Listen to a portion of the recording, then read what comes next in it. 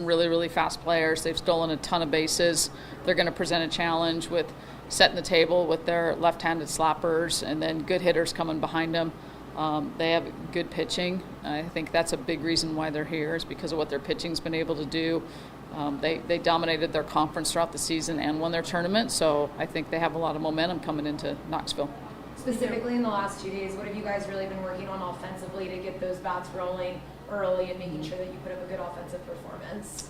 We've really focused on situational hitting, runners out there, and are we going to put on a bunt, a hit and run, a squeeze, how to hit behind a runner, how to make sure we get that runner in from third with less than 2 outs. Just putting them in different situations and having them kind of think through what the situation is and then really narrow their focus on what they want to accomplish as an at-bat or a count progresses. It seems like the games where you haven't performed well, you've scored 0 or 1 run in those games. How do you get that consistency? Is it a mindset thing or is it a technical thing? What do you feel like is the flaw in the times that you're not able to perform? Well, I think, the stats show that if we score 3 runs or more, we're going to win. We haven't lost a game where we've scored 3 runs or more. And I think that's very doable for this team. I think mindset is typically the start, and then that can lead to a not real good approach. I wouldn't say it's mechanics, but I think when we start pressing, start thinking about too many things, instead of just being laser focused on what we want to accomplish in that bat, and understanding I don't have to do it all. I've got teammates that are going to help me out here, and I just have to do my part. How have your pitchers worked on competing against that power that Miami of Ohio brings in? Our pitchers work all year on facing different kinds of lineups. If we end up facing Miami of Ohio, they're definitely, a prolific power hitting team. But we're going to worry about that after Friday, once we see who we have. You obviously have 2 very different starting pitchers. They both bring something so different. And I know you said you've noticed some teams will really prepare for Peyton or they're really prepared for Carlin and they're not really ready for the other person.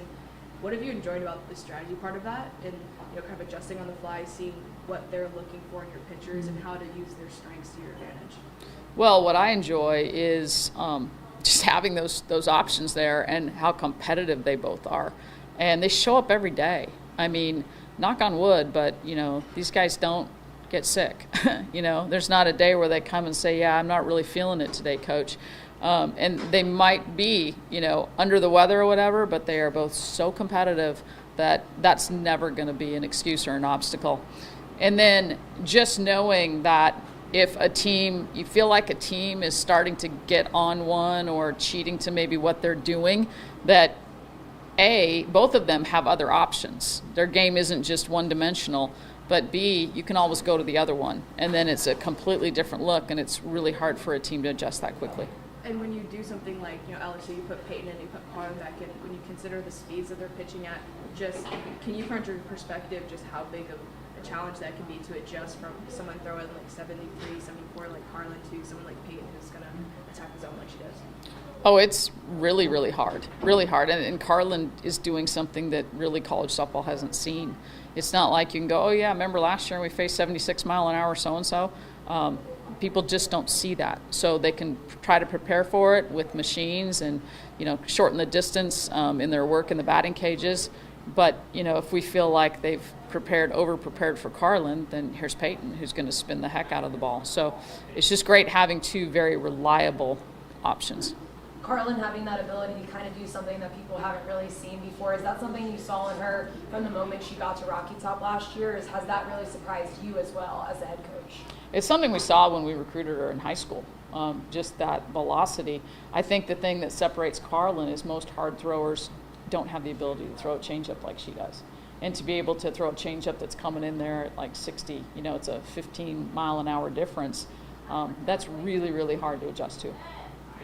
That changeup, is that something that Carlin completely had coming into here, or was that something that she maybe worked with Megan on over the past 2 years?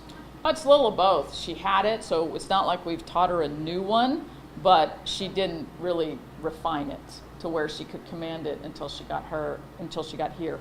And I will give, Carlin and Megan a lot of credit for that. That's a lot of work in the bullpen and a lot of work getting her to buy in to how valuable that pitch is. And not wanting to just rely on her fastball. And that's been a big commitment on her part. You talked about your team. If they score 3 runs or more, you're probably going to win the game. Just what do you want to see from them out of their approach this weekend? And I don't know, just what do you want to see different from the last time out? I just want to see a clear head, that when we go in there, we know we're trying to do one thing. We're not going up there with 2 or 3 options floating around in our head, and then we get caught being indecisive. And that's when you see those at-bats where you're like, man, like, they're not really swinging well. I think when hitters get too many thoughts in their head, it's paralysis by analysis. So what we've talked about all week is, just a real singular focus on what you want to do and then all in on that.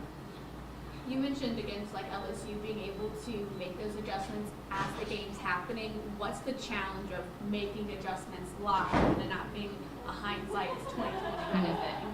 Well, the challenge is if you don't start the game in a good mindset, like you know exactly what you're going to do when you're at bat, and you're kind of feeling it out and waiting around, and then now in the 3rd or 4th inning, you're like, okay, now I know. Well, that pitcher has probably adjusted her game.